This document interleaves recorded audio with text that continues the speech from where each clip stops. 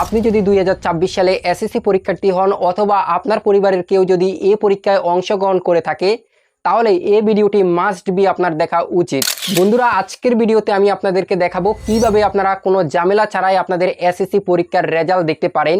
তো সে পুরো প্রসেসটা কিন্তু আমি আপনাদেরকে স্টেপ বাই স্টেপ এই ভিডিওতে দেখাবো। সরকারি সূত্র অনুযায়ী এবারের এসএসসির রেজাল্ট আগামী 10ই আগস্ট প্রকাশ করা হবে।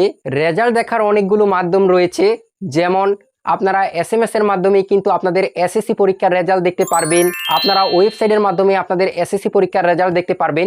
একই সাথে আপনারা আপনাদের স্কুলের বা আপনাদের যে বিদ্যালয়ের EIN নাম্বার রয়েছে সেই নাম্বারটার মাধ্যমে কিন্তু আপনি আপনার পুরো স্কুলের রেজাল্ট দেখতে পারবেন। কিন্তু সমস্যা তখনই দেখা যায় যখন রেজাল্ট প্রকাশ করা হয়, কারণ যখন রেজাল্ট প্রকাশ করা হয় তখন কিন্তু একসাথে অনেক মানুষ কিন্তু ওয়েবসাইটে ওপেন করে বা ওয়েবসাইটে প্রবেশ করার চেষ্টা করে। সো এক্ষেত্রে কিন্তু বোর্ডের বা শিক্ষা বোর্ডের যে ওয়েবসাইট রয়েছে সেখানে কিন্তু সার্ভার ডাউন সমস্যা কিন্তু দেখা যায়। এক্ষেত্রে কিন্তু কোনোভাবে রেজাল্ট দেখা সম্ভব হয়ে ওঠে না। তবে এক্ষেত্রে আপনাদেরকে গুরুত্বপূর্ণ কিছু বিষয় জানিয়ে রাখি, যখন আপনারা ওয়েবসাইটের মাধ্যমে আপনাদের এসএসসি পরীক্ষার রেজাল্ট দেখবেন তখন যদি ওয়েবসাইটের মধ্যে সার্ভার লোডের যে সমস্যা সেটা যদি দেখা দেয় তখন আপনারা বেশ কিছু কাজ করতে পারেন। যেমন আপনারা কিছু সময় অপেক্ষা করতে পারেন, ওয়েবসাইট বা ব্রাউজারকে রিলোড দিতে পারেন। তাতেও যদি কাজ না করে তাহলে আপনি চাইলে কিন্তু আপনার ব্রাউজার চেঞ্জ করতে পারেন, আপনারা অন্য কোনো ব্রাউজারের মাধ্যমে ট্রাই করতে পারেন। সেক্ষেত্রেও যদি আপনি আপনার রেজাল্ট না দেখতে পারেন তাহলে কিন্তু আপনি চাইলে এসএমএস এর মাধ্যমে আপনার রেজাল্ট দেখতে পারেন। সো এসএমএস এর মাধ্যমে কিভাবে রেজাল্ট দেখবেন সে প্রসেসটা আমি আপনাদেরকে একটু পরে দেখিয়ে দিচ্ছি। তার আগে আপনাদেরকে জানিয়ে রাখি, এসএমএস এর মাধ্যমে রেজাল্ট দেখার আগে অবশ্যই আপনার সিমের মধ্যে ব্যালেন্স থাকতে হবে, মানে টাকা থাকতে হবে। টাকা না থাকলে কিন্তু আপনি কোনোভাবেই কিন্তু আপনার এসএসসি পরীক্ষার রেজাল্ট দেখতে পারবেন না, মানে আপনার এসএমএসটা কিন্তু সফলভাবে কিন্তু বোর্ডের কাছে যাবে না। সো এতক্ষণ আমি আপনাদেরকে যতগুলো মাধ্যমের কথা বললাম, কোনো মাধ্যমে যদি আপনি আপনার রেজাল্ট না দেখতে পারেন তাহলে টেনশন করার কোনো কারণ নেই, কারণ কিছু সময় পর কিন্তু ওয়েবসাইট স্বাভাবিক হয়ে যাবে। হয়তো 2 থেকে 1 ঘন্টা বা যখন রেজাল্ট প্রকাশ হবে তখন কয়েক ঘন্টা পর কিন্তু ওয়েবসাইট স্বাভাবিক হয়ে যাবে, তখন কিন্তু আপনি খুব সহজে আপনার রেজাল্টটা দেখতে পারেন। এখন আমি আপনাদেরকে প্র্যাকটিক্যালি দেখাবো কিভাবে ওয়েবসাইট থেকে রেজাল্ট দেখতে হয়, কিভাবে এসএমএস থেকে রেজাল্ট দেখতে হয়। প্রত্যেকটা স্টেপ কিন্তু এখন আমি আপনাদেরকে একবারে প্র্যাকটিক্যালি দেখিয়ে দিব। সো সবাইকে বলবো আমার মোবাইল স্ক্রিনটাকে লক্ষ্য করবেন, আপনাদেরকে মোবাইল স্ক্রিন থেকে আমি এখন দেখিয়ে দিচ্ছি। প্রথমেই আপনাদেরকে দেখাবো এসএমএস এর মাধ্যমে কিভাবে আপনারা আপনাদের এসএসসি পরীক্ষার রেজাল্ট দেখতে পারেন। সো প্রথমেই ফোন থেকে চলে আসবেন মেসেজ অপশনে। এখন এখানে আপনারা নিচের দিকে একটি অপশন দেখতে পারবেন স্টার চ্যাট, এই অপশনটার উপরে ক্লিক করবেন। এখন আপনারা এখানে উপরে দেখতে পাচ্ছেন type name, phone number or email. So আমাদেরকে যেই নাম্বারে এসএমএস করতে হবে এখানে আমাদেরকে সেই নাম্বারটা টাইপ করে দিতে হবে। সো আপনারা এখানে যে নাম্বারটা টাইপ করবেন 16342 এটা টাইপ করে দিবেন। এখন আপনারা নিচে থেকে টিক চিহ্নের মধ্যে ক্লিক করে দিবেন। এখন আমাদেরকে এসএমএস করার মূল ইন্টারফেসে নিয়ে এসেছে, এখানে কিন্তু আমাদেরকে এসএমএস করতে হবে। সঠিকভাবে কিভাবে আপনারা এসএমএস করবেন সে প্রসেসটা আপনাদেরকে দেখাই। শুরুতে এখানে আপনারা ক্যাপিটাল লেটারে দিয়ে দিবেন SSC, এরপর একটা স্পেস দিবেন।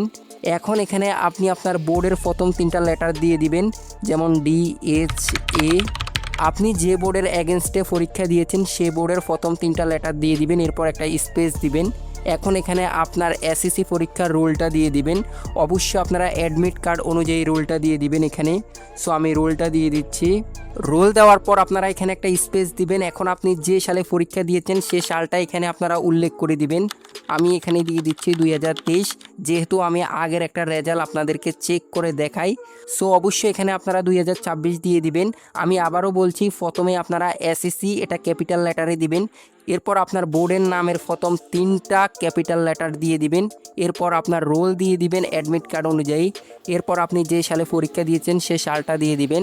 সো সবগুলো ইনফরমেশন দেওয়ার পর এখন আমাদেরকে এসএমএসটা সেন্ড করতে হবে বা পাঠাতে হবে। তবে অবশ্যই আপনাদেরকে জানিয়ে রাখি, অবশ্যই আপনার সিমে ব্যালেন্স থাকতে হবে। ব্যালেন্স না থাকলে আপনার এসএমএসটা কিন্তু সফলভাবে কিন্তু যাবে না। সো এখান থেকে আপনারা এসএমএস অপশনে ক্লিক করে দিবেন। সো আমি ক্লিক করে দিচ্ছি। এখন আমাদেরকে ফিরতি এসএমএস এর মাধ্যমে জানানো হবে আমাদের রেজাল্ট। সো আমরা এখানে একটু অপেক্ষা করি। সো আপনারা দেখতে পাচ্ছেন আমাদেরকে ফিরতি এসএমএসের মধ্যে জানানো হয়েছে SSC HSC result is not published. So আমি যেহেতু রেজাল্ট প্রকাশের 1 থেকে 2 দিন আগে ভিডিওটা করছি, সো এই মুহূর্তে কিন্তু কোনো রেজাল্ট কিন্তু দেখাচ্ছে না।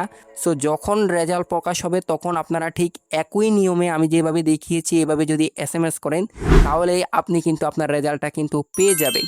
এখন আমি আপনাদেরকে দেখাবো কিভাবে আপনারা ওয়েবসাইটের মাধ্যমে মার্কশিট সহকারে আপনাদের এসএসসি পরীক্ষার রেজাল্ট দেখতে পারেন। প্রথমে ফোন থেকে চলে আসবেন ক্রোম ব্রাউজারে আসার পর এখানে সার্চ অপশন দেখতে পারবেন, সার্চ অপশনে ক্লিক করবেন। এখানে আপনারা ঠিক এই লেখাটা সার্চ করবেন যেটা আমি স্ক্রিনে দেখাচ্ছি, অথবা আপনারা চাইলে ভিডিওর ডেসক্রিপশন বক্সে লিঙ্কের উপরে ক্লিক করতে পারেন। সো আমি এই লেখাটাকে এখানে টাইপ করে দিচ্ছি। সো এই লেখাটা সার্চ করার পর আমাদের সামনে কিন্তু ঠিক এরকম একটা ইন্টারপেজ ওপেন হবে। এখানে কিন্তু আপনারা দেখতে পাচ্ছেন রেজাল্ট দেখার কিন্তু মেইন পেজে কিন্তু আমাদেরকে নিয়ে এসেছে। এখানে বেশ কিছু অপশন রয়েছে। শুরুতে দেখতে পাচ্ছেন এক্সামিশন, এখানে আপনারা অবশ্যই এসএসসি দাখিল দেখতে পাচ্ছেন। সো আমরা এখানে ক্লিক করব, এখান থেকে এসএসসি দাখিল সিলেক্ট করবেন।